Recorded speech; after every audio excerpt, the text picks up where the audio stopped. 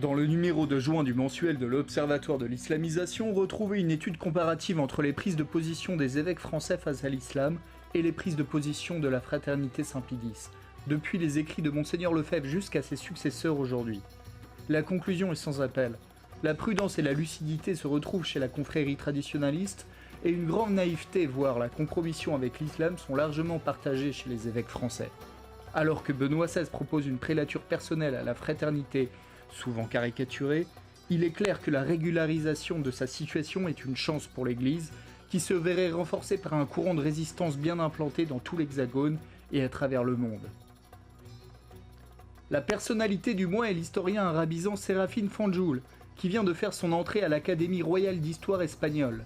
Ce professeur de littérature arabe s'est fait remarquer ces dernières années pour ses livres sur l'histoire de l'Andalousie, dont les principaux, La chimère d'Al-Andalus et Al-Andalus contre l'Espagne, la construction du mythe, remettent les pendules à l'heure sur un soi-disant vivre ensemble. Sérafine Fanjoul dresse la liste des persécutions permanentes que subirent juifs et chrétiens de l'époque, nous expose les règles discriminatoires destinées aux dhimmis et démontre qu'il n'y avait pas de vivre ensemble mais au contraire une juxtaposition de populations. Le grand historien n'hésite pas à faire des parallèles avec l'échec annoncé des sociétés multiculturelles aujourd'hui et démontre un à un les poncifs de la littérature romantique sur une Andalousie à l'eau de rose. Nous avons traduit des larges extraits de ces livres pour la première fois en français. Notre portrait du mois se penche sur un des prédicateurs islamistes les plus influents du monde, Tarek Al-Souedan, souvent invité en France par l'UOIF. Il est le directeur général de la chaîne de télé saoudienne Al Risala, appartenant à la famille princière saoudienne et dont les bureaux sont au Koweït.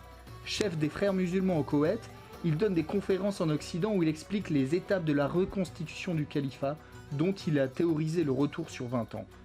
Nous exposons les contenus extrémistes de sa chaîne de télévision, où djihad et châtiments corporels sont souvent prescrits par les savants qui interviennent. Au congrès de l'UOIF en France en 2009, il a rappelé la prophétie de Mahomet sur la nécessaire conquête de Rome.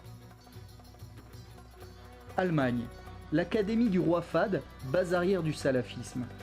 Découvrez comment les deux affrontements violents avec la police allemande de ces dernières semaines à Bonn et à Solingen ont été organisés par les fidèles de cette académie financée par l'Arabie Saoudite.